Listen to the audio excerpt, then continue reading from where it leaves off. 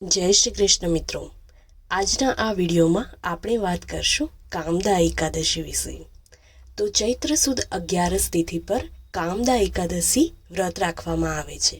માન્યતા મુજબ કામદા એકાદશીનું વ્રત કરવાથી વ્યક્તિના માત્ર આ જન્મના જ નહીં પરંતુ પૂર્વજન્મના પાપોનો પણ નાશ થાય છે અને મોક્ષનો માર્ગ ખુલે છે। દરેક એકાદશીનું એક નામ હોય છે અને તેનો અર્થ પણ ખૂબ જ રસપ્રદ હોય છે। કામદા એકાદશીનો અર્થ થાય છે ઈચ્છાઓ પૂર્ણ કરનાર, અર્થાત જે કોઈ કામદા એકાદશીનું વ્રત રાખે છે અથવા તો આ દિવસે પૂજા કરે છે તેમની તમામ મનની ઈચ્છાઓ પૂર્ણ થાય છે। વ્રતનો સંકલ્પ લેતા સમયે મનમાં શાંતિથી પોતાની ઈચ્છાઓનું સ્મરણ કરવું જોઈએ। ત્યારબાદ ભગવાન શ્રી વિષ્ણુની ભક્તિપૂર્વક પૂજા શરૂ કરવી જોઈએ। આ દિવસ ભગવાન વિષ્ણુને સમર્પિત છે। એવું માનવામાં આવે છે કે આ દિવસે શ્રદ્ધા અને સંયમ સાથે વ્રત રાખવાથી વ્યક્તિના તમામ પાપો નાશ પામે છે અને જીવનમાં સુખ અને સમૃદ્ધિ આવે છે। પંચાંગ અનુસાર ચૈત્ર સુદ 11 તિથિ 28 માર્ચે સવારે 8:46 શરૂ થાય છે। આ એકાદશી તિથિ 29 માર્ચે સવારે 7:45 સમાપ્ત થાય છે। પંચાંગમાં સૂર્યોદય પર જે તિથિ હોય તેનું વધારે મહત્વ હોય છે।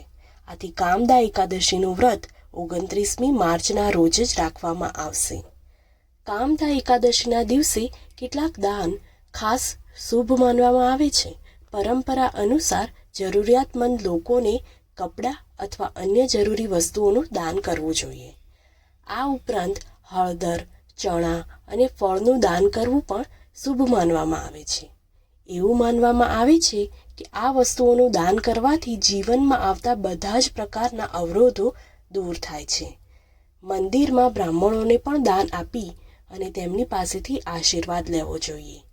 આ દિવસે દીપ દાન કરવાનું પણ વિશેષ મહત્વ માનવામાં આવે છે। કામદા એકાદશીની પૂજા કરવાની રીત જાણતા પહેલાં જો તમે હજુ સુધી આ વિડીયોને લાઈક નથી કર્યું તો જરૂરથી કરી દેજો અને આપની આ યુટ્યુબ ચેનલ કથા ભજનને સબસ્ક્રાઈબ કરવાનું ભૂલતા નહીં। હવે જાણીએ કામદા એકાદશીની પૂજા કરવાની રીત। સવારે વહેલા ઉઠી અને સ્નાન આદિથી પરવારી સ્વચ્છ અને સાફ કપડાં પહેરવા જોઈએ। ખાસ કરીને પીળા રંગના કે જે એકાદશીના દિવસે શુભ માનવામાં આવે છે। મંદિર અથવા ઘરના પૂજા સ્થળને ગંગાજળથી શુદ્ધ કરવું જોઈએ। વ્રત રાખવાનો સંકલ્પ લો અને ભગવાન સામે એક નાનું ચોખ્ખું પાટલું તૈયાર કરો। તેની ઉપર ભગવાન વિષ્ણુની પ્રતિમા અથવા તો તસવીર સ્થાપિત કરો। અગરબત્તી અને દીવો પ્રગટાવી ભગવાન વિષ્ણુને પીળા ફૂલ અર્પણ કરો। અક્ષત, ચંદન અને ખાસ કરીને તુલસીના પાન પણ અર્પણ કરવા જોઈએ।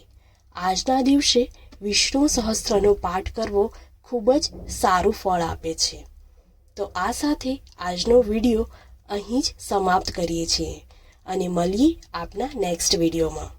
જો તમને આજનો વિડીયો પસંદ આવ્યો હોય તો વિડીયોને લાઈક અને આવા જ ધર્મને રિલેટેડ વિડીયોઝ જોવા માટે આપણી આ કથા ભજન ચેનલને જરૂરથી સબસ્ક્રાઈબ કરજો। તો મિત્રો મળીએ આપણા નેક્સ્ટ વિડીયોમાં। ત્યાં સુધી સૌને જય શ્રી કૃષ્ણ।